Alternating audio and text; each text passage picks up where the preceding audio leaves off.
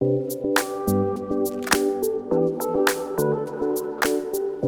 fois qu'un attentat terroriste ou un crime antisémite est commis, la question de l'état psychique de l'auteur des faits est soulevée.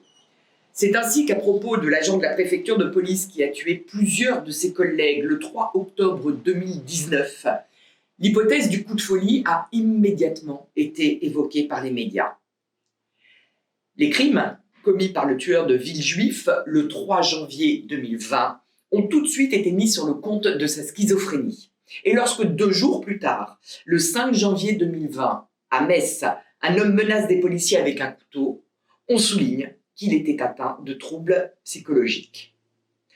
Quant à Traoré, qui a défenestré Sarah Halimi après l'avoir roué de coups pendant 1 heure, il vient, en décembre dernier, de bénéficier d'un arrêt de la Chambre de l'instruction constatant son irresponsabilité pénale pour cause de trouble mental. Dans les 4 exemples cités, les 4 individus ont crié Allah Akbar au moment des faits. Les 4 étaient radicalisés au moment des faits. Les 4 fréquentaient des mosquées salafistes. Et je ne cite que les derniers exemples en date, car on sait que c'est systématique. La folie est convoquée à chaque fois pour expliquer l'acte mortifère. Il suffit de taper sur Google « acte terroriste » et « coup de folie ». Vous verrez un nombre d'entrées extraordinaire. Il n'y a guère finalement que pour le Bataclan, Charlie Hebdo, que les médias n'ont pas osé risquer l'hypothèse de la folie. Mais sinon, l'acte criminel est systématiquement présenté comme celui qui est l'œuvre au moins d'une personne déséquilibrée. Devant ces situations, on peut hésiter entre 2 explications.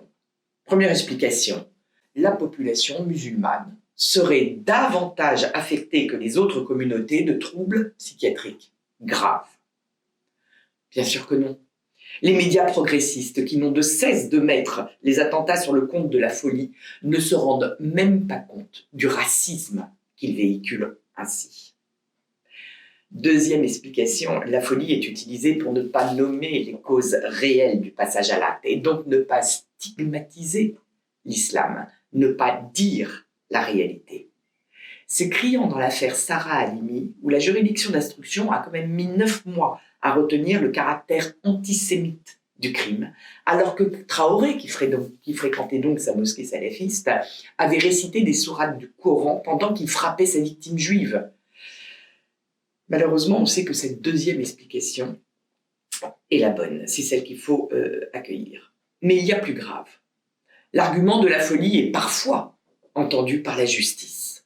Arrêtons-nous un moment sur l'appréhension de la folie par le droit. C'est important parce que si l'auteur des faits est déclaré fou, il est pénalement irresponsable, comme l'a été Traoré dans l'affaire Sarah Halimi. En effet, selon l'article 122-1 du Code pénal, alinéa 1er, n'est pas pénalement responsable la personne qui était atteinte au moment des faits d'un trouble psychique ou neuropsychique ayant aboli son discernement ou le contrôle de ses actes. L'alinéa 2 de la même disposition énonce que le trouble psychique ou neuropsychique ayant seulement altéré le discernement ou entravé le contrôle des actes est une cause d'atténuation de la responsabilité, c'est-à-dire que la peine encourue sera moins élevée, mais la personne demeure punissable. Lorsque le discernement ou le contrôle des actes est aboli, l'auteur des faits est déclaré irresponsable pénalement. La juridiction d'instruction prononcera alors des mesures de sûreté, dont l'internement en hôpital psychiatrique. À partir de ce moment-là, l'auteur des faits échappe au droit pénal et relève de l'autorité préfectorale. C'est donc celle-ci qui prononcera, le cas échéant, la sortie, sur proposition du médecin de l'unité et l'avis conforme de 2 médecins experts. On peut espérer que la sortie sera la plus tardive possible, mais il faut bien comprendre que l'on n'en a aucune garantie.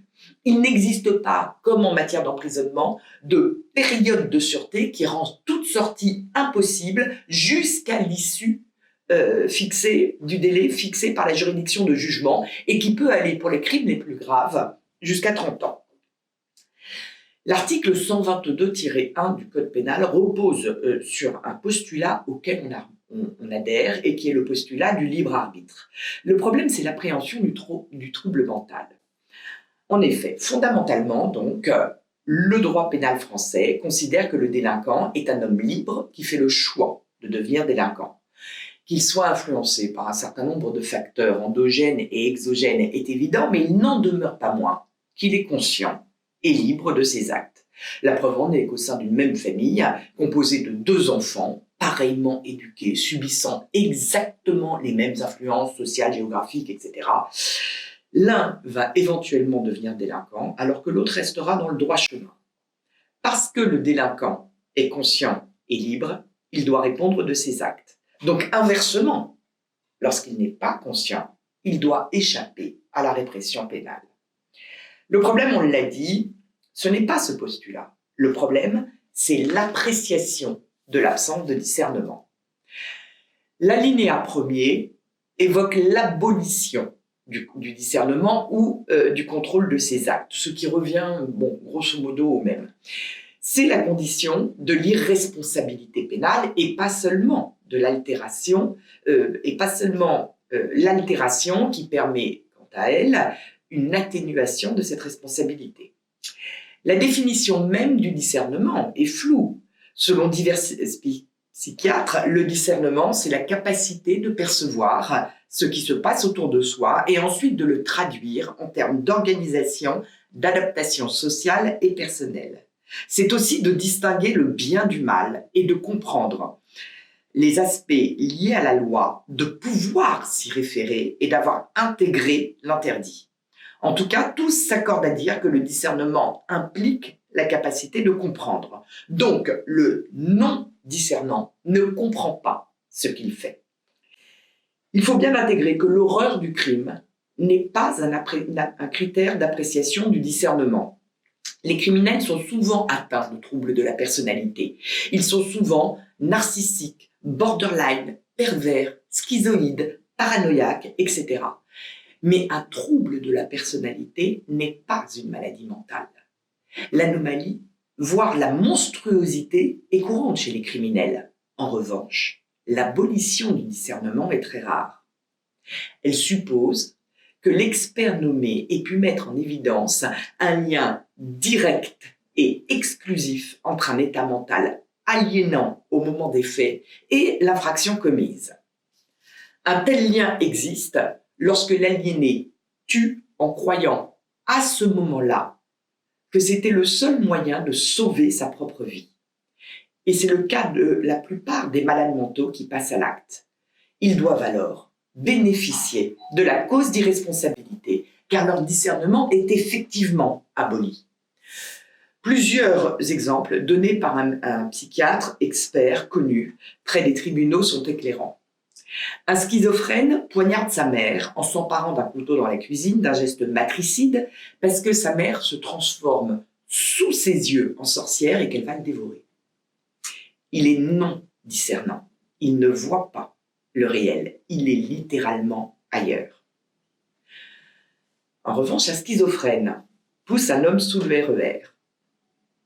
La question du diagnostic ne se pose pas. Il est diagnostiqué schizophrène, il est suivi depuis de longues années.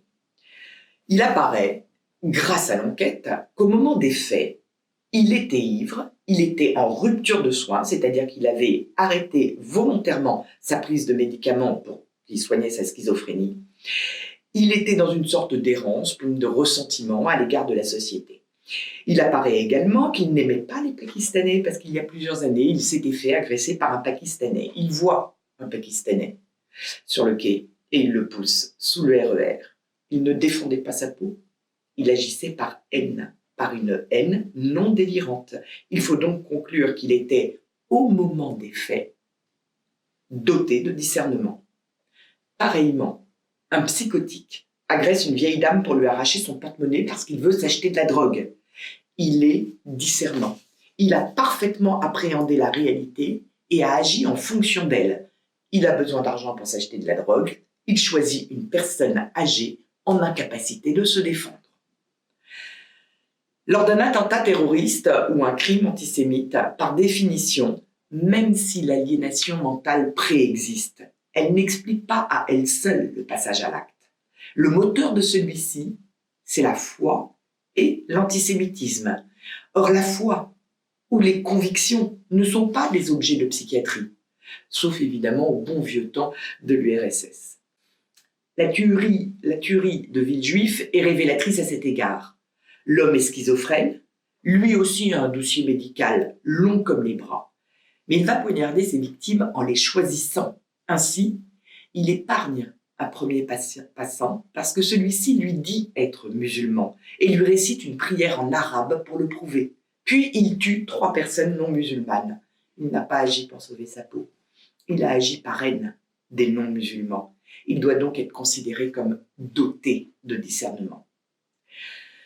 Reste une autre difficulté que l'affaire Sarah Halimi met particulièrement en évidence.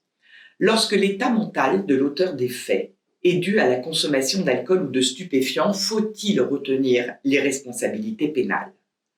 Traoré avait fumé une quinzaine de joints avant le meurtre, comme il le faisait d'ailleurs depuis une quinzaine d'années, une quinzaine de joints par jour depuis une quinzaine d'années. Et c'est cette consommation qui avait provoqué la bouffée délirante.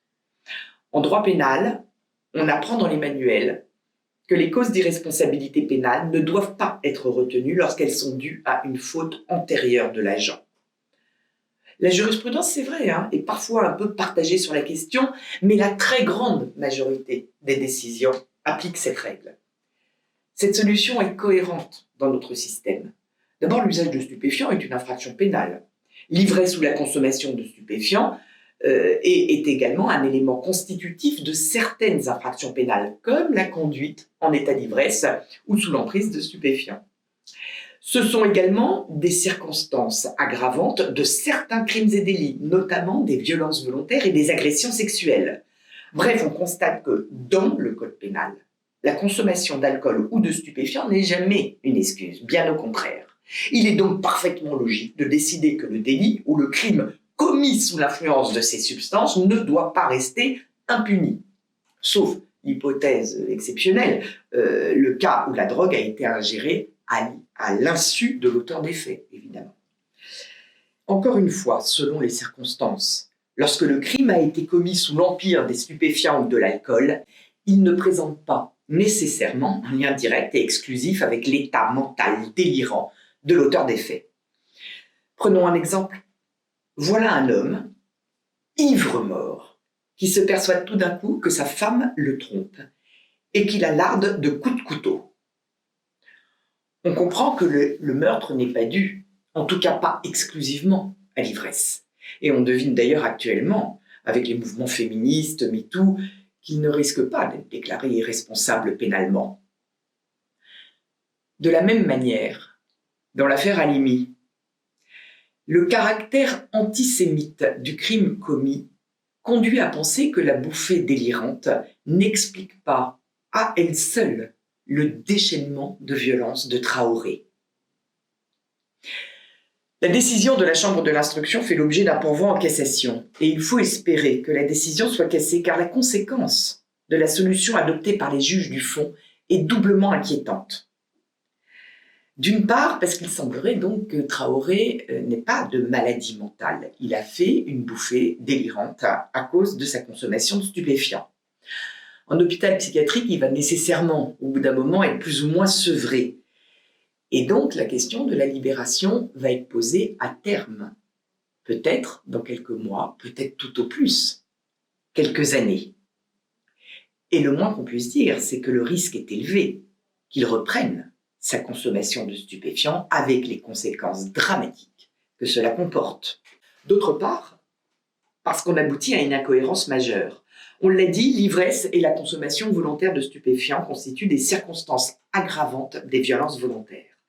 Ce qui rend très délicat, voire empêche d'en faire une cause d'irresponsabilité pénale. La cohérence, effectivement, impose de se dire que si la consommation de stupéfiants et d'alcool sont des circonstances aggravantes des violences volontaires, les violences volontaires ne peuvent pas bénéficier de la cause d'irresponsabilité constituée par le trouble psychique ou neuropsychique lorsqu'il est provoqué par cette consommation d'alcool ou de stupéfiants. Or, une telle circonstance aggravante n'est pas prévue pour le meurtre. Si bien que on peut penser que si Traoré avait été interrompu, avant d'avoir défenestré sa victime, il aurait été poursuivi et condamné pour violence volontaire aggravée.